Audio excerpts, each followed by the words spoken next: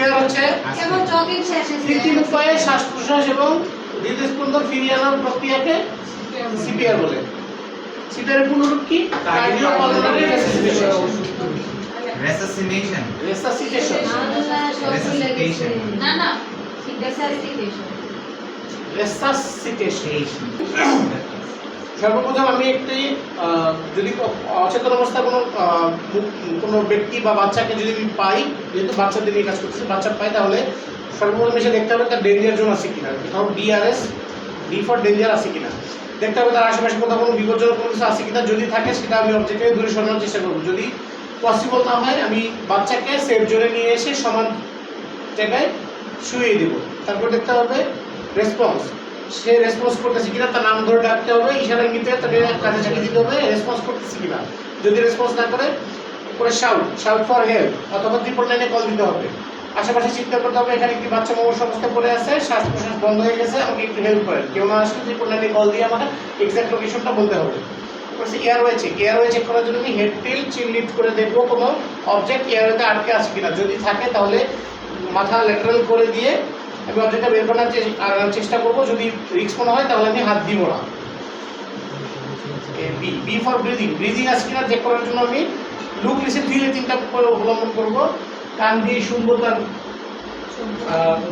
শুনবোতার নিঃশ্বাস দিচ্ছি কিনা, চোখ দিয়ে দেখবো তার পেট আপ ডাউন করতেছি কিনা, গাল দিয়ে ফিল করবো তার নিঃশ্বাসটা আমার গালে আসতেছে কিনা। যদি না আসে এরপরে সার্কুলেশন, তার যেহেতু বাচ্চা এই জন্য আমি তার রেডিয়াল পয়েন্টে চেক করবো, তার পালস। বাচ্চাদের তো কেরোটিডে দেখে না, বড়দের কেরোটিডে দেখে না, বাচ্চাদের বড়দিনের তাহলে ওভারে কেরোটিডে দেখে, বাচ্চাদের কেরোটিডে তাহলে ওভারে কেরোটিড দেখে, তাহলে আর বাচ্চাদের আলাদা না। বড়দেরও তো ক্যারোটিড পয়েন্ট। আমরা তো বড়দেরও কেরোটিড বড়দের দেখি না, বাচ্চাদের ক্ষেত্রে আমরা কেরোটিডে দেখি। আমি বলি পয়েন্ট তো সেমই না। আমি বলি কখনো আবার চেক করে দেখবো ব্লিডিং হচ্ছে কিনা, এবং একই সাথে ক্যারোটিড পয়েন্টে হাত দিয়ে দেখবো যে তার পালস চলতেছে কিনা। ধরে নিলাম পালস নেই, তাহলে আমি সরাসরি সিপিআর দেওয়া শুরু করবো। সিপিআর দেওয়ার জন্য তার প্রথমে জামা থাকলে কাপড়টা খুলে নিয়ে স্টার্নাম বরাবর আমি 2 আঙ্গুল দিয়ে 30 চেস্ট কম্প্রেশন দেবো 15 সেকেন্ডে 30 বার। এমনভাবে দিব যাতে 1.5 ইঞ্চি পরিমাণে ডাউন হয়, বুকের গভীরতা 1.5 ইঞ্চি, গভীরতা 1.5 ইঞ্চি পরিমাণে হয়। এখানে কার নাম উল্লেখ করতে হবে? হ্যাঁ বের। হ্যাঁ বলবে। কোথায় দিতেছেন বলবেন না। হ্যাঁ বলবেন।